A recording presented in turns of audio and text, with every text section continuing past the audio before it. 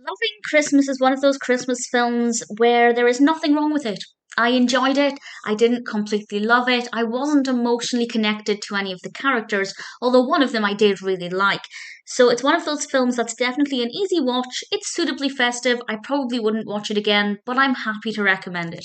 This was released originally in 2021, directed by Michelle Oullet or Oulett, and written by Timothy Kuryak. And I apologise if I've mispronounced any of those names. It also stars Brittany Bristow as Ashley and Olivier Renaud as Ben, our classic Christmas rom-com love interest. And Ben, I loved straight away, absolutely immediately. I thought he was a great character.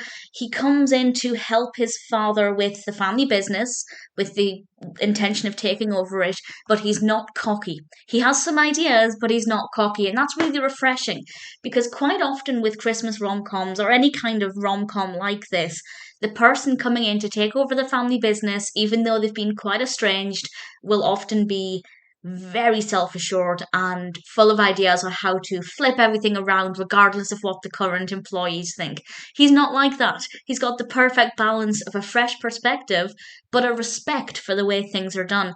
Ashley currently works there, and she kind of thought that she'd be taking over the business because nobody knew that Mr. Collins, the owner, played by Art Hindle, had a son. He was that estranged. So she thought she'd be taking over. So it's a bit of a spanner in the works in her plan, or what she expected to happen. But she agrees to work with him to get him up to speed with how things are going. And they don't necessarily hit it off immediately, but she's got that perfect balance of being wary of this newcomer, but not being completely confrontational. She doesn't blame him for the fact that he exists, whereas there are a lot of similar films where that would be the case. I found the characters' actions and emotions and the way they handled those to be very, very believable and very convincing. And that's something that I love. So even when the narrative wasn't maybe the most fascinating, I enjoyed their journey. But I was going to say I didn't love them. I didn't mind Ashley. I quite liked Ben. I wasn't that bothered about what happened with either of them, but I didn't dislike them either. So it was okay. With regards to it being festive, it is very festive. It's not the most festive, it's not the most Christmassy in terms of if you've got a Christmas checklist, you'll only be checking off a few things. But what we do get works really well. There are a lot of presents because it's set in a department store.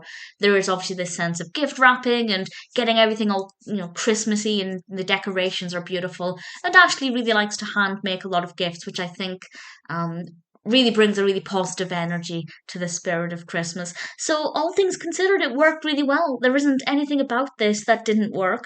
There isn't anything that I don't think should have been in it. And as I said, the characters were generally quite likable, and Ben in particular I thought had the perfect attitude, which I wasn't expecting when I realised what this was about.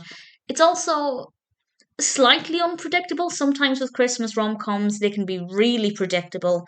And as long as they're festive, I don't mind that. But this one I'd say was a little bit surprising here and there, which worked quite well.